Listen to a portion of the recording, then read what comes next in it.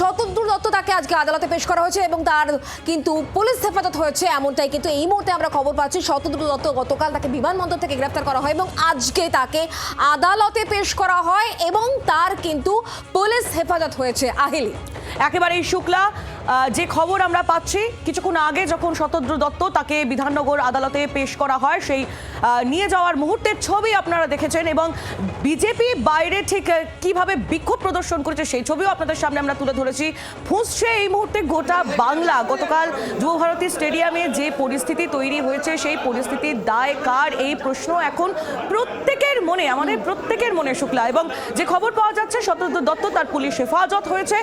Update নিয়ে নেব, নান্টু হাজরা আমাদের প্রতিনিধি রয়েছেন আমাদের সঙ্গে টেলিফোন লাইনে। নান্টু, দেখো, ইতিমধ্যে বিধাননগর আদালতে তোলা হয়েছিল এবং বিধাননগর আদালত তোলার পরে পুলিশের তরফ থেকে 14 দিনের পুলিশ হেফাজত চাওয়া হয়েছিল এবং সরকারি আইনজীবী তার যেটা বক্তব্য ছিল যে মেসি ঢোকার পর কোথায় যাবে, সঙ্গে কারা কারা থাকবে, কোন দিকে যাবে, সমস্তটাই দেখার দায়িত্ব কিন্তু অর্গানাইজারদের, কিন্তু সেটা কোনোভাবে মানা হয়নি এবং যার ফলে একটা বিশৃঙ্খলা তৈরি হয় এবং যেখানে একাধিক পুলিশ কর্মী কনস্টেবল তারা আহত হয়েছে এবং সেই কারণে এবং প্রায় 10টি গ্রাউন্ড, সেই 10টি গ্রাউন্ড তিনি উল্লেখ করেন। 10টি গ্রাউন্ডে কিন্তু 14 দিনের পুলিশ হেফাজতের আবেদন জানানো হয় যে তারা 14 দিনের পুলিশ হেফাজত চাইছে। তার কারণ সেখানে কারা কারা উপস্থিত ছিল যখন মেসি মাঠে ঢোকে, সেখানে কারা কারা উপস্থিত ছিল এবং তার সাথে একাধিক প্রশ্ন রয়েছে যেগুলো জানার দরকার আছে। সেই বিষয়ে 14 দিনের কিন্তু পুলিশ হেফাজতের আবেদন করা হয় এবং বিচারকের সব শুনানির পর বিচারক কিন্তু 14 দিনের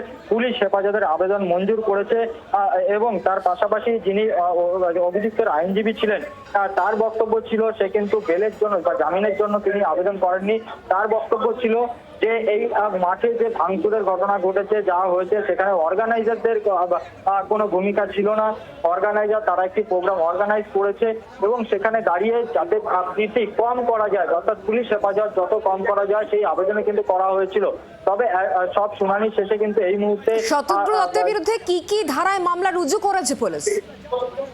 দেখো, এখনো পর্যন্ত কিন্তু সেই বিষয় পরিষ্কার নয় এবং সেটা পুলিশের তরফ থেকে এখনো জানানো হয়নি। তবে পুলিশের তরফ থেকে একটি সুমোটো কেস করা হয়েছিল সেই যেখানে Bidhannagar south PS case number 216/25 13/12/2025 under section 192/324/4/5 এবং 326/5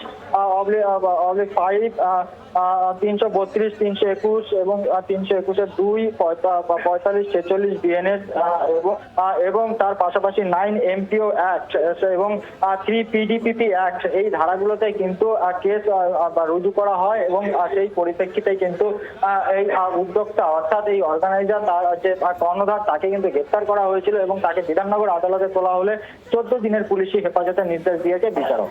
ধন্যবাদ নান্টু। শতদ্রু দত্ত তাকে আজকে আদালতে পেশ করা হয়েছিল এবং 14 দিনের পুলিশ হেফাজত চাওয়া হয়েছিল। পুলিশের তরফ থেকে এই প্রেয়ার ছিল, 14 দিনের পুলিশ হেফাজত হয়েছে শতদ্রু দত্তের। আমরা বিষয় নিয়ে আরো জেনে নেবো, কথা বলবো। আহিলি আমাদের সঙ্গে রয়েছেন অনবাংশ নিয়োগী আমাদের প্রতিনিধি টেলিফোন লাইনে। অনবাংশ, তাহলে পুলিশের তরফ থেকে 14 দিনের পুলিশ হেফাজত চাওয়া হয়েছিল আদালতে, অন্যদিকে শতদ্রু দত্তের আইনজীবী তিনি জামিনের আবেদন জানাননি, কি হলো আজকে আদালতে? দেখো, সেটা হচ্ছে পুলিশের যে প্রেয়ার ছিল 14 ডেজ পিসি কাস্টডি, সেটা কিন্তু আজকে আদালত মঞ্জুর করেছে, অর্থাৎ 14 দিনের হেফাজত আদালত মঞ্জুর করেছে। পুলিশের যেটা বক্তব্য, এরা হচ্ছে অর্গানাইজার এবং ইভেন্ট ম্যানেজমেন্ট গ্রুপ। বিশেষ করে এদের লোকজন সারাক্ষণ মাঠে ঘুরে বেড়াচ্ছিল, তারা কারা বুঝতে পারছিলাম না এবং এদের জন্যই মেসিকে প্রপারলি মানুষ দেখে উঠতে পারেনি, তার থেকে বিশৃঙ্খলাটা শুরু হয় এবং ভাঙচুর করা হয়েছে সরকারি সম্পত্তি। আর দ্বিতীয়ত পুলিশ আহত হয়েছে।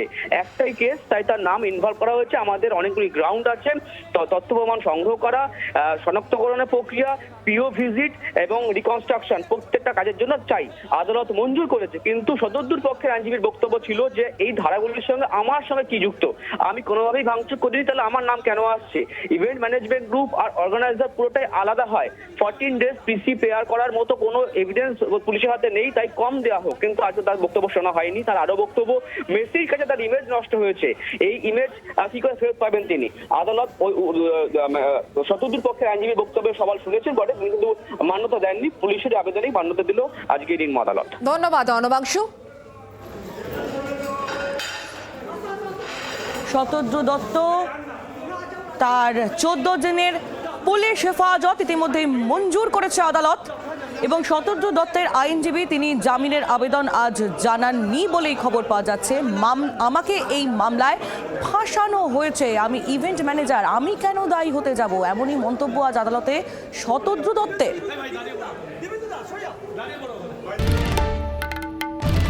বাংলার আওয়াজ, বাঙালির আবেগ, জি 24 ঘন্টা।